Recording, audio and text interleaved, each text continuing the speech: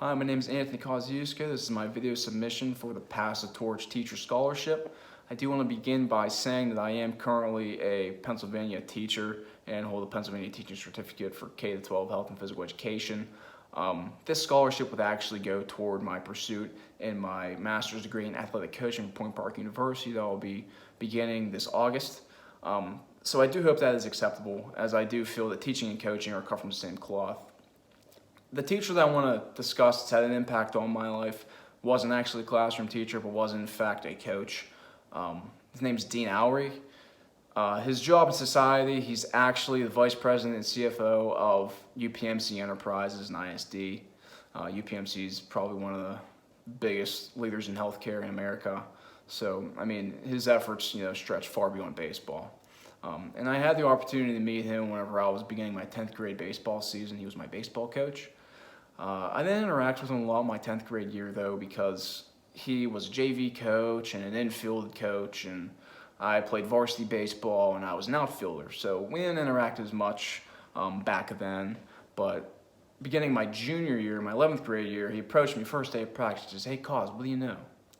And I looked at him and I said, "Not much, coach." He said, No, how much time you got?" I said, "I have all practice." He says, No.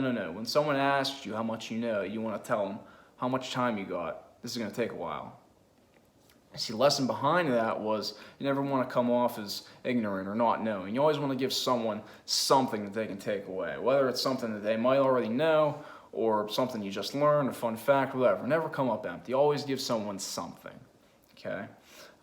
During our junior year, we were given a raw deal. Had us down a lot. We ended up losing a player, but he was real big into optimism. He was like, you got to be optimistic. He says, "You listen to Bon Jovi?"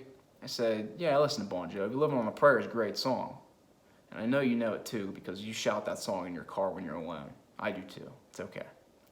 But he was like, "Listen to Bon Jovi songs. They're very optimistic." He's like, "Whenever you're optimistic, it radiates and other people pick up on your optimism and you have a better outlook on things." So as a team, we were looking for optimism, and he tried to really hit that home with me because that's something I really wasn't that year. But like I said, Coach Oury works for UPMC, works in a big office, probably has a big desk with his name on it, but what's also on his desk, he has a quote calendar. Obviously, he has to know the day. Why not learn something from the quote? And he would take that quote calendar and he would take the quote of the day, he'd rip it off, and bring it to me for practice before a big game, whatever. And I'd look at it and I'd put it up in my locker. By the end of the season, I had a real long list of quotes in my locker. And to this day, I do appreciate a good quote. I mean, I use them for coaching purposes, try and hit home some kind of teachable moment during teaching day for phys ed, try and motivate your students or your athletes, whatever. I mean, a quote can go a long way. And I picked that up from him. During my senior year, I was injured a lot. I did get injured again. I was injured twice. I got injured before football season, and I got injured again before baseball season. During my injured time, I guess I developed this scowl on my face, this look of disgust, but it was still kind of like determined because I had hopes of coming back and playing again. But he didn't like this look. So one day at practice, he pulled me aside. He says, "Cause, I'm going to teach you the 15-5 rule." I said, "Okay, coach, I'm ready. What's 15-5 rule?" He was like, 15-5 rule is this. If you're walking down a hallway or you see somebody in the distance, at 15 feet away, you're going to smile at that person. At 5 feet, you're going to greet that person verbally and say hello. So I was like, okay, I'll do that from now on. And what came of that was the scowl kind of started to go away. I developed a little more optimistic frame of mind. And to this day, I actually use that 15-5 rule. It's the 10-5 rule now. He's up the ante a little bit. But last year being my first year teaching, I didn't know anybody. How am I going to interact with people positively? Oh yeah, I remember the 15-5 rule. So I'd walk down the hall, I'd see someone approaching me, give them a smile, 5 feet away, say hello, positive engagement for the day. And all these things that he taught me, he still does today, to me. He'll come up to me, "What do you know?" I give him some variation, how much time you got, or give him some fun fact. Just because he appreciates it and he knows it's a lesson learned.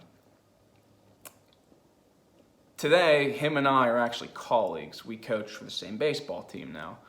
And although he doesn't really teach me things directly because we have athletes that we're supposed to take care of and we have to worry about them, I do try and keep a keen eye on him and see how he operates, how he engages and interacts with players, with the other coaches, with people in the community, parents, whatever.